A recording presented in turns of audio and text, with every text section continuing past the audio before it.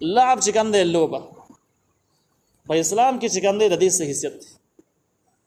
نو دا یاد لرئ چې رسول الله صلی الله علیه وسلم فرمایي کل عبث حرام، هر عبث شی چې پیدا نه هغه حرام.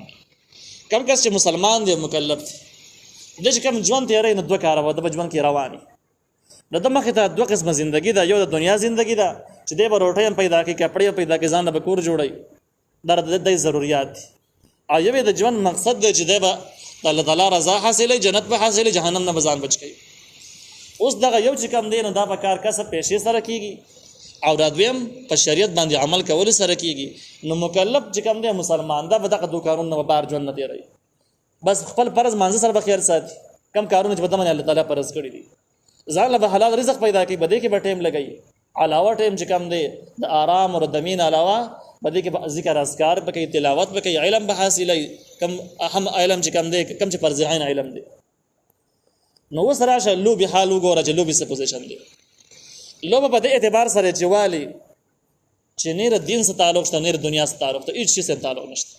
نو دا بسدا د عباس شو، عباس د حرام نه جایز دي. دویمه خبره دا ده چې ځینې لوبې داسې دي چې په هغې کې غیر شرعي لباس اغوستلو ته ضرورت راځي، لکه داسې وردي به ورته واغوندي چې زنګنان به دې ښکاري، او د نامنه واره زنګنانو پورې د نارینه دپاره د مستقیر عورت دی. نو دا یو جرم شو. دویم کمې لوبې چې ایجاد د کافرانو دی، نو هغې کې تشبح بالکفار راځي، نو د کافرانو د مشابهت د وجه نه هم د دې نه پرهیز پکار دی.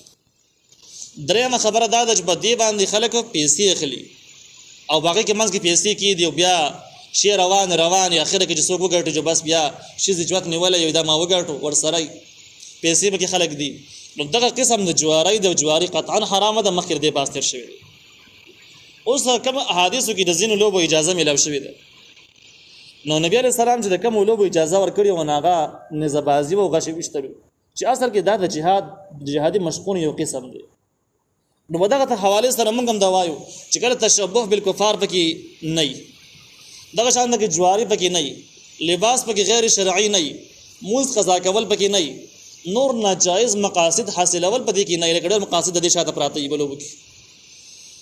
نو بیا د ورزش په نیت باندې جایز ده، خو د ورزش په دې نه وي چې ته ماسپخین لګیا شي، نه پکې د ماسپخین مونځیو، نه پکې د مازدیګر مونځیو، نه پکې د ماسخوتان مونځیو، غړاره جوړي شور جوړي خوښه کې کلو کې خلک د کېدې نشي، آرام دې نشي کولای، او لارم ډکیو کوسیم ډکیو، زنانو ته ځان له مشکلات یو، غټو ته ځان له مشکلات یو، بس سبا یو قطار لګیدل ته به د سخی سم میله لګیدل او لور زګینو نه راغلي او سبا په دې نږدې جماعت کې مانځي کې غریبانان نه دا لو بنه دا بل څه شي، دا زبردست مصیبت.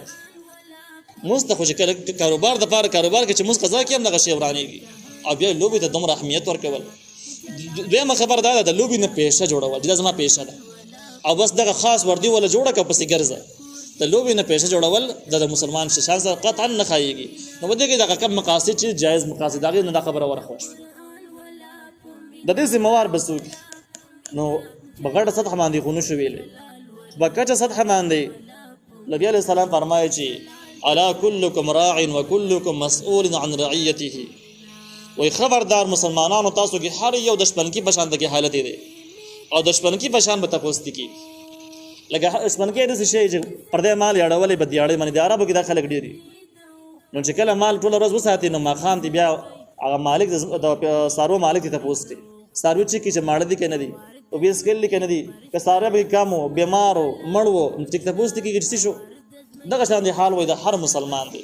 هر انسان په نگرانی کې څه نسخه لکی، لکه مثال په تور باندې کسړه ډیر هم کمزورې شي کچې شي نو کشرانونه خو لري کنه او چې دغه نه نو بچی واړه بچی خو بلري کشران بچی خو به خامخه کشران نو دیبا دغه بچو باره کې به تاسو کیږي، کشران ورونو د باره کې به تاسو کیږي، د خويندو باره کې به تاسو کیږي چې یاره دوی په داسې جرایمو کې لګیا او تاسو کې ورته چرته دلوي. نو بده باندې اول د پلاران نه ونیول شي. کله د کوم خلکو چې پلاران نشته دي نو بیا د ذمہواری په مشرور په سر باندې راځي. نبی عليه السلام فرمایي چې حق الكبير على صغيره كحق الوالد على ولده.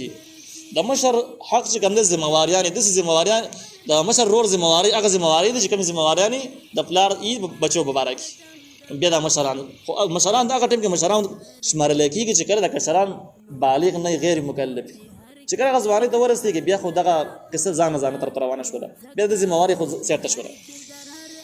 دویم نمبر چې کوم دی د علاقې مشران او کم چې بدینه بشریت باندې پوېږي دغه خلکو ذمہواری جوړیږي چې د خلکو مخه ورسي او د خلک چې کوم د خلکو بځهن کې ورواځي چې سامور او پلار شته غربت لري بچی لري خپل خپلوان لري تاغید لپاره ګټه وکړه ځان لپاره وکړه آخرت لپاره وکړه خپل ژوند مزه یې کوي دا ژوند نه تیری او د څه قسم خلکو سره تعاون کول شریعت سي وایي چې تعاونوا علی البر والتقوى ولا تعاونوا علی الاثم والعدوان. د نیکی په کارونو کې دیو بل سره کله کمرسته وکي خو د ناجایز کارونو کې د اچا سره مودريږي نو دې خلکو بیا تعاون کول